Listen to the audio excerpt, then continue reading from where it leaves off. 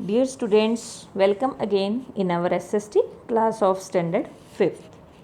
Dear students, today we are going to read lesson 4th, sensitivity toward others. So first of all, we will start page 26, 27, 28. So all of you open your books, listen carefully and note down the word meanings in your rough notebook. Let us start the reading of page number 26. Sensitivity toward others. Meaning of the sensitivity. Sensitivity means soft feeling. क्या meaning है? Soft feeling. Kind सोचना, किसी के लिए अपने मन के अंदर काइंडनेस रखना. In class 4th, you read about caring for older member of the family. You know that visually impaired and hearing impaired are special children. Now, let us how a little care and love can make a great differences in the life of physically challenged children and socially deprived children. In 4th class बच्चों, आपने visually impaired और hearing impaired बच्चों के बारे में पढ़ा. तो अब हम पढ़ेंगे कि कैसे हमारी छोटी सी किस केयर और हमारा प्यार जो है ऐसे बच्चों में चेंज ला सकता है. Physically challenged and socially deprived children. Physically challenged children. First of all, here is the little story of the girl Saloni. Young Saloni suffers from cerebral palsy. It is the condition where a person's muscles do not respond normally. कहते कि एक छोटी बच्ची है जिसको cerebral पॉल्जी problem है और उसके जो मसल्स हैं, इस बीमारी में क्या होता है कि किसी भी पर्सन के जो मसल्स हैं वो प्रॉपरली काम नहीं करते. वो her right side is weaker than the left side. उसकी जो राइट साइड है वो लेफ़्ट साइड के कंपैरेटिवली ज़्यादा वीक है. Her right arm is raised. Underline the word raised and write the meaning hard, stiff. She has a brace for the right leg and she walks in a bumpy way. She cannot run and her speech is unclear. वो भाग नहीं सकती और उसकी जो बोलने का speech है, उसकी जो बोलने की जो वॉइस है वो ज़्यादा क्लियर नहीं है. She finds it difficult to hold a pencil and write. She has to undergo speech and occupational therapy. क्या कहते हैं कि उसको डिफ़िकल्टी होती है, वो अपने हाथ में पेंसिल नहीं पकड़ सकती, वो लिख नहीं सकती, तो इसलिए उसको थेरेपी, ऑक्यूपेशनल थेरेपीज भी दी जाती हैं. She remains quite. वो हमेशा चुप रहती है, किसी दूसरे बच्चों के साथ वो इंटरेक्ट नहीं होती, घुलती मिलती नहीं है. सिर्फ एक टाइम वो खुश होती है जब उनकी म्यूज़िक टीचर जो है वो म्यूज़िक ऑन करती है तो वो उसके फेस पे एक स्माइल आती है. हर बॉडी स्वेज. उसकी बॉडी जो है वो सवे करना, हिलना शुरू कर देती है. कब करती है? जब म्यूज़िक का रिदम स्टार्ट होता है. नेक्स्ट है, in earlier times most physically challenge children were not given any special education and training. कहते हैं कि अर्लियर टाइम में ऐसे जो बच्चे थे, फिजिकली चैलेंज चिल्ड्रन थे, जो उनको कोई स्पेशल, उनके लिए ना तो एजुकेशन थी ना उनके लिए कोई ऐसी ट्रेनिंग थी. The parents was unaware. Parents जो थे वो इस चीज़ के लिए अनअवेयर थे, मतलब उन्हें कुछ नहीं पता था. अनअवेयर अंडरलाइन करें और उसका मीनिंग इग्नोरेंट लिखें. About the help and training that could make their life happy and comfortable.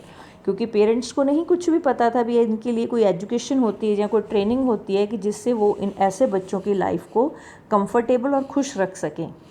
But in recent times, a lot of progress has been made in the field special children. तो धीरे धीरे क्या हुआ कि जब in recent time में, जो अब हमारा टाइम है, उस काफ़ी प्रोग्रेस हुई. प्रोग्रेस किसके द्वारा हुई? साइंस एंड टेक्नोलॉजी के साथ. Their families are also trained to deal with them. Progress in the field of science and technology have made the physically challenged children more mobile and independent. They can use special machines and exercise and great movement.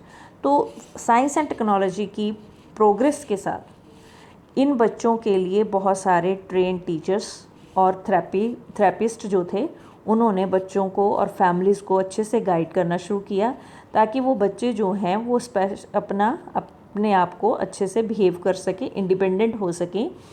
तो और they can use, उनके लिए special machines थी उनकी therapies के लिए, exercise के लिए, ताकि उनके अंदर कोई भी ग्रेट मोमेंट होती रहे। फिज़िकली चैलेंज चिल्ड्रन रिक्वायर्ड, क्या उनको कौन कौन सी स्किल्स रिक्वायर्ड थी? Eat, read, move around, express themselves and use the toilet. तो जो ऐसे बच्चे थे उनको स्पेशल स्किल्स की रिक्वायर्ड थी कि वो खा सकें, वो कुछ पढ़ सकें, इधर उधर घूम सकें या अपने आप को बता सकें और टॉयलेट का यूज़ कर सकें। तो ये जो स्किल्स थी ताकि उनको एक तो कॉन्फिडेंट बनाती, सेकेंडली वो दूसरों के ऊपर ज़्यादा डिपेंड ना होते। The teachers deal with these children also required special training. तो जो टीचर्स थे इन बच्चों को ट्रेन करने के लिए, इनको गाइड करने के लिए, उन्हें पहले स्पेशल ट्रेनिंग दी जाती थी ताकि वो टीचर जो हैं इन बच्चों के साथ अच्छे से उन्हें गाइड कर सके, उन्हें ट्रीट कर सके।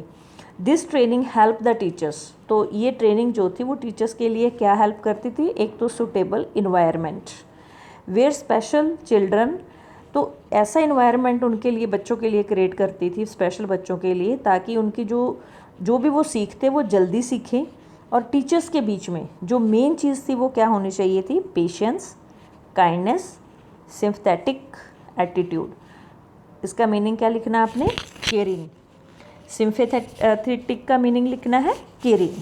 तो ये एक टीचर्स के अंदर, जो इनके टीचर थे जो इन स्पेशल बच्चों को डील कर रहे थे, उनके अंदर ऐसी क्वालिटीज़ होना बहुत इम्पॉर्टेंट था। नेक्स्ट है the school as well as the family plays an important role in the life of special children.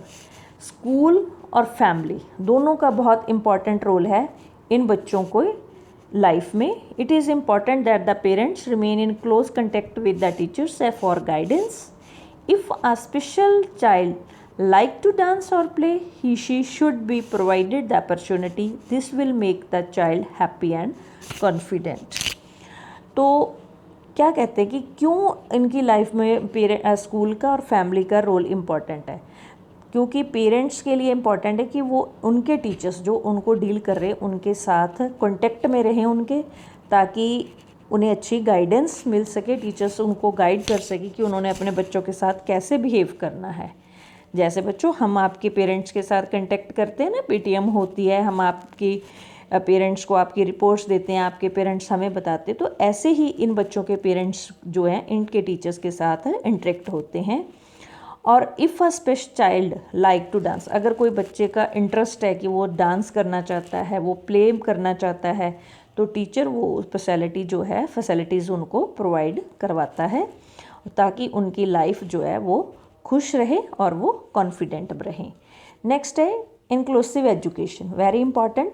Inclusive education experts deals with physically challenged children, advise that these children must be integrated. Underline the word integrated, write the meaning mixed with other children. This is known as inclusive education.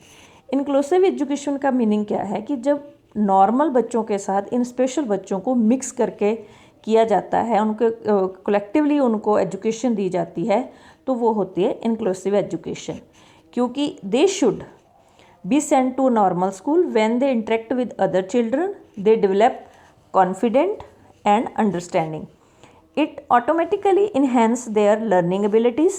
They overcome from hurdles like shyness, hesitation when they join normal schools. तो कहते हैं कि जब इन बच्चों को normal school में normal बच्चों के साथ हम उन्हें बेचते हैं, मिक्स करते हैं, तो उनके अंदर एक कॉन्फिडेंस जो है वो डेवलप होता है। और एक चीज़ जो बहुत इम्पॉर्टेंट है कि उनकी जो लर्निंग एबिलिटीज़ है वो इन्हेंस होती हैं। इन्हेंस का मीनिंग क्या होता है? इम्प्रूव। तो कौन कौन सी एबिलिटीज़ इन्हेंस होती हैं उनकी? ओवरकम फ्रॉम हर्डल्स, जो मुश्किल्स हैं उनसे बाहर निकलते हैं, लाइक जैसे शाइनेस, शर्माना, हेजिटेट करना, जब वो नॉर्मल स्कूल्स में ज्वाइन करते हैं। Children with physical challenge have difficulty in forming relationship with others because of their physical limitations. कई बार ऐसे बच्चे जो होते हैं वो अपनी जो उनकी फ़िज़िकल लिमिटेशंस हैं उनके कारण वो दूसरे बच्चों के साथ मिक्स नहीं होते। लेकिन इंक्लूसिव एजुकेशन क्या कहती है कि अगर हम इन दोनों को आपस में मिक्स करते हैं तो इनको इकट्ठे बिठाते हैं या इकट्ठे इन्हें स्कूल ज्वाइन करते हैं तो ये चीज़ में हेल्प करती है कि फ्रॉम रिलेशन, तो एक रिलेशन बन जाता है अच्छा विद अदर स्टूडेंट्स के साथ, टीचर्स के साथ और स्टाफ मेंबर्स के साथ। Inclusive education also benefits. Inclusive education जो है उसके और भी बेनिफिट्स, बाकी बच्चों को भी बेनिफिट्स होते हैं कि they not only develop an understanding और needs of special children but also develop caring and sympathetic attitude toward them. This bring a great change in the society. Everyone realize that problem the special children face and work toward making their life happier. Inclusive education में दूसरे बच्चों को क्या benefits होते हैं? एक तो they not only develop, एक उनके अंदर क्या कहते हैं develop and understanding of needs, उनके अंदर एक सिर्फ यही अंडरस्टैंडिंग नीड्स डेवलप नहीं होती, उनके अंदर और भी बहुत कुछ डेवलप होता है कि कैसे हमने उनके लिए उनकी केयर करनी है, कैसे उनके लिए हमने सिंपैथेटिक जो हमारा एटीट्यूड है उसे बना के रखना है। क्योंकि ये चेंज जब आती है नॉर्मल बच्चों के अंदर, स्पेशल बच्चों के लिए, तो ये एक हमारी सोसाइटी के लिए बहुत बड़ी चेंज होती है। और एवरीवन रियलाइज, सभी इस प्रॉब्लम को रियलाइज़ करते हैं और कि उन जो स्पेशल बच्चे उनको कौन कौन सी प्रॉब्लम्स आती हैं और उनकी प्रॉब्लम को कैसे हम दूर कर सकते हैं। नेक्स्ट है physically challenge children can function. वो हम नॉर्मल बच्चों की तरह भी काम कर सकते हैं, लेकिन उन्हें कुछ चाहिए। क्या चाहिए? A positive attitude. उनका सभी लोगों का स्पेशल बच्चों के प्रति जो एटीट्यूड है पॉजिटिव होना चाहिए। कभी भी उनके लिए नेगेटिव रिमार्क्स हमें नहीं पास ऑन करने चाहिए। सुटेबल इंफ्रास्ट्रक्चर, इंफ्रास्ट्रक्चर को अंडरलाइन करें और मीनिंग लिखिए। बेस और फ्रेमवर्क, जो उनकी बेसिक नीड्स हैं, क्या क्या उनको चाहिए। Taking care of needs of special children. Therapist to help and guide them, जो उनके थेरेपिस्ट हैं वो हेल्प करें, उन्हें गाइड करें। And lots of love and care, उन्हें बहुत ज़्यादा प्यार की और केयर की ज़रूरत होती है। तो ये था बच्चों हमारा पहला टॉपिक जो था फिज़िकली चैलेंज्ड चिल्ड्रन। तो आप सभी ने इस टॉपिक को बहुत अच्छे से रिवाइज़ करना है, अच्छे से इसके वर्ड मीनिंग्स को राइट करना है रफ नोटबुक पे और लर्न करना है। आई होप कि आपको ये इतना जो पेजेस 26, 27 अच्छे से समझ आ गया होगा। Thank you, have a nice day.